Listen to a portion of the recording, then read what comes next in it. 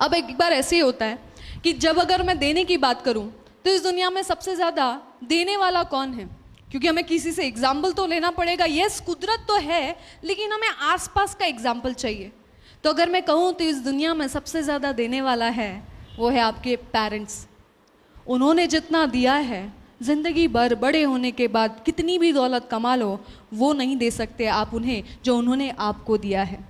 रात रात भर जागे और आपको सुलाने के लिए उन्होंने अपने रातों की नींद खराब की, ये कोई नहीं दे सकता। पैसे से तोल नहीं सकते, उसका मोल नहीं चुका सकते। माँ ने आपको 9 महीने अपने गर्भ में रखा और उन्होंने जो तकलीफ़ सहन की है, उस तकलीफ़ का आप कोई मोल नहीं लगा सकते। अरे वो तो आपसे उसी वक्त से प्यार करने लगे थे कि जब आपको उन्होंने देखा भी नहीं था।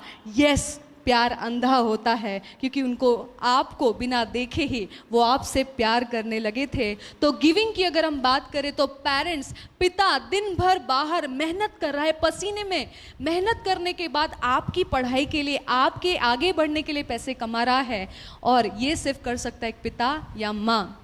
तो उससे ज़्यादा देने वाला कोई नहीं। तो हम इतना तो कर सकते हैं कि वो उन्होंने जितना दिया हम तो नहीं दे सकते, लेकिन हाँ कुछ चीज़ें हम दे सकते हैं। क्या? एक स्माइल, रेस्पेक्ट, प्यार। उनको हक करके एवरीडे कह सकते हैं, mummy I love you, papa I love you, you are the best. बस उनके लिए काफ़ी है।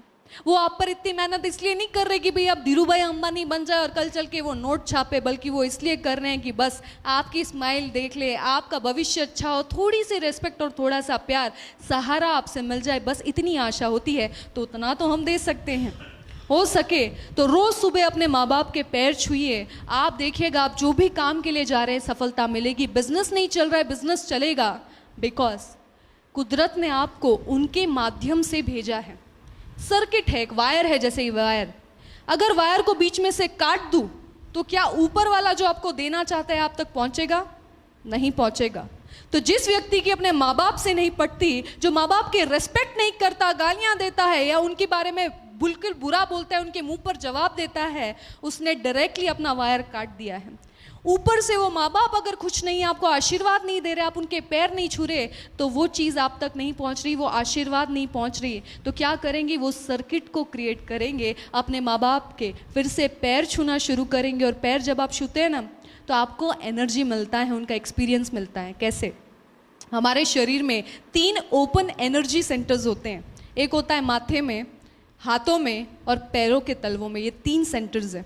तो आप देखिए कि आशीर्वाद लेने का जो प्रोसेस है, साइंटिफिक प्रोसेस है, क्योंकि आप सामने वाले के क्या छूते हैं?